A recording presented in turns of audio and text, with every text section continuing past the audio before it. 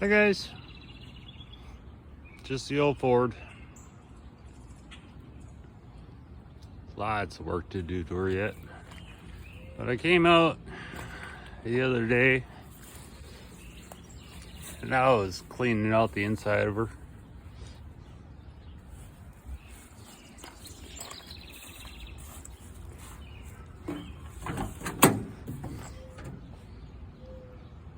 You can almost see all the way through.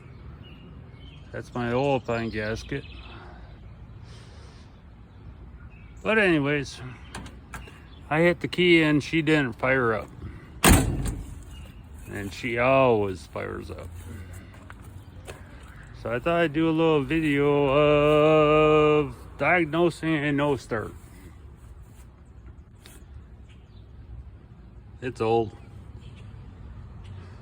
Yes, I know I gotta redo the fuel lines yet. I gotta do some other stuff. There's that power cable from the battery is too close to the exhaust. I gotta redo that. All that black swirly stuff is the original engine was wore out, so that's blow by. Just if you're wondering.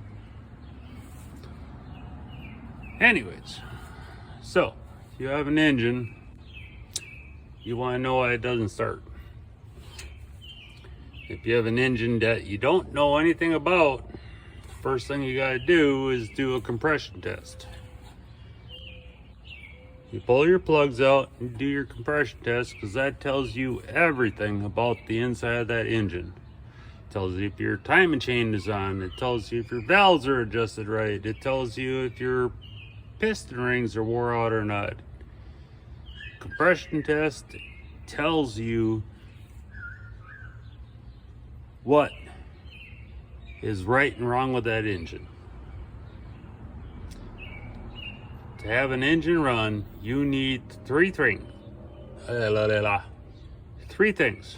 You need compression, you need spark, and you need gas. Anyways, it's an old engine. I've already done a compression test. There's a cylinder this low, but it runs okay. It's not the end of the world. So I knew it ran a week ago, and then I hit her and didn't fire up like she normally does. So typically you put a spark tester on your spark plug wires and see if you have spark, because just sitting here, it's not going to lose compression. So I know what the compression is on it.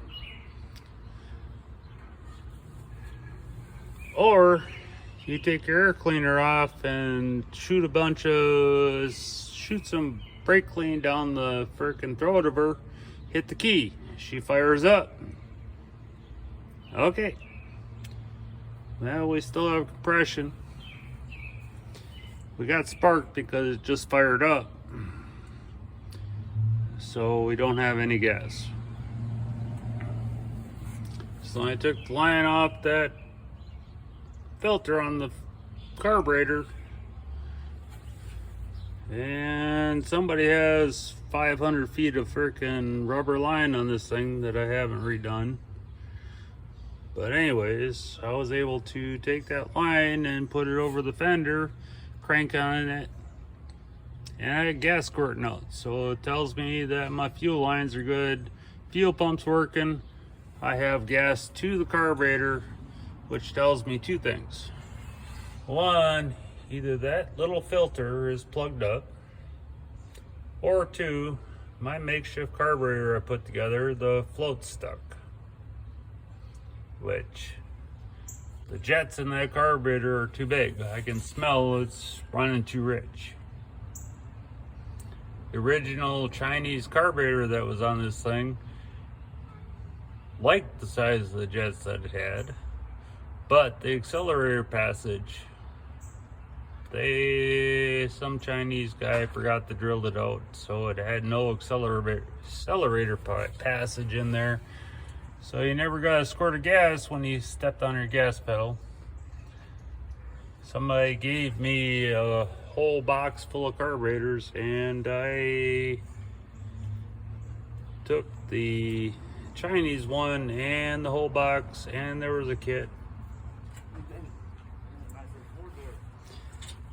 And I made a carburetor, except for I'm pretty sure that's a carburetor for a 390.